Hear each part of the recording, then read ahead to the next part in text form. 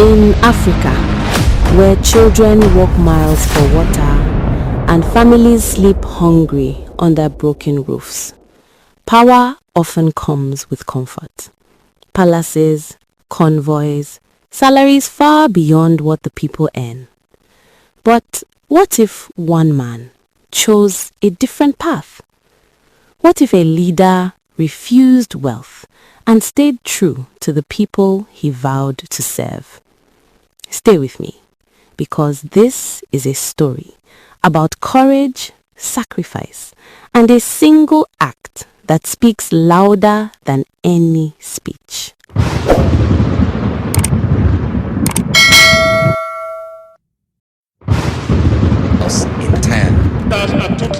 This is a message to all of Africa, and Burkina Faso stands in solidarity and supports all the peoples of Africa who are suffering martyrdom. But we also want to say that it's time for Africans to stop pitying their fate. In only two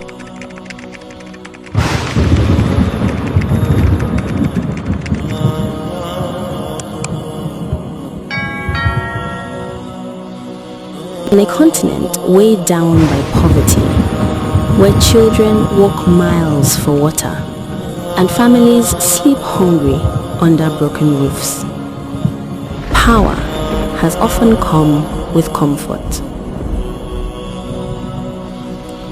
Presidents move into palaces, convoys grow longer, salaries rise, even when the people's hope is falling.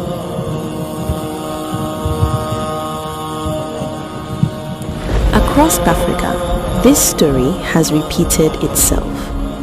In Nigeria, Africa's largest economy, millions struggle to survive, yet leadership allowances remain among the highest. In Kenya, citizens protest the rising cost of living, while those in power debate pay increases. In South Africa, unemployment bites deep. Yet the presidency remains one of the most expensive offices on the continent. And in Cameroon, a nation rich in land and resources, the president earns over $600,000 a year, while ordinary people struggle with hunger, joblessness, and failing basic services. These are not accusations. They are realities ordinary people live with every single day.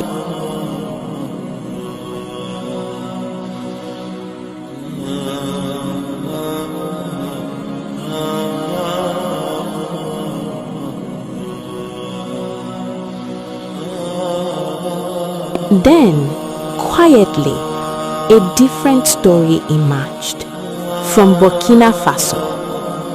When Ibrahim Traoré, a young military captain, became president, the world expected the usual transformation. New privileges, new wealth, a new distance from the people. But something unexpected happened. He refused to increase his salary. No raise, no presidential excess, no sudden wealth. Instead, he chose to continue earning only what a military captain earns, the same pay he received before power found him.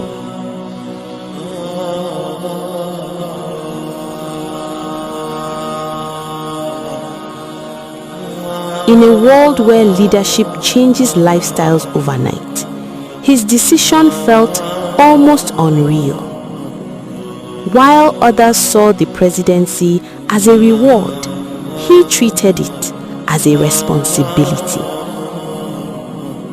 While others insulated themselves from hardship, he chose to remain close enough to feel it.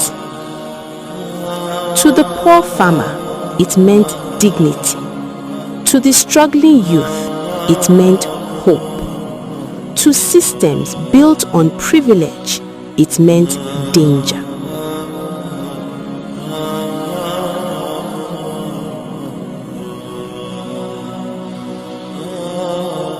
Because when a leader refuses to be rich, he silently asks a painful question. If I can live like this, why can't you? This is why his story travels faster than propaganda, why it spreads without advertisements, why it is whispered in markets and shared quietly on phones. Not because he is perfect, not because he promises miracles, but because, for once, power did not change the man.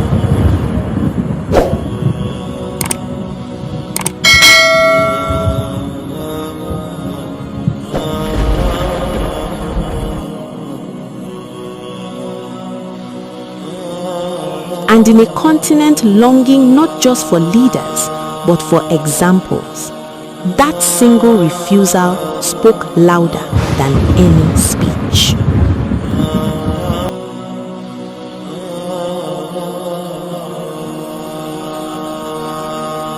In the end, this story is not really about money. It is about choice.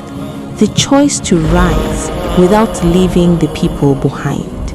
The choice to lead without feeding on privilege. In a continent where power has so often meant comfort, one man chose restraint. One man chose example. Ibrahim Traoré did not refuse wealth to impress the world. He did it to remind us that leadership is service, not reward. That true power is not found in what a leader takes, but in what he is willing to give up. To the poor, his decision whispered dignity. To the youth, it offered hope. And to Africa, it asked a quiet question. What if leadership looked like this? This is not a promise of miracles. It is not the end of struggle. But sometimes change does not begin with speeches. Sometimes it begins with a single decision, a refusal, a stand, an example.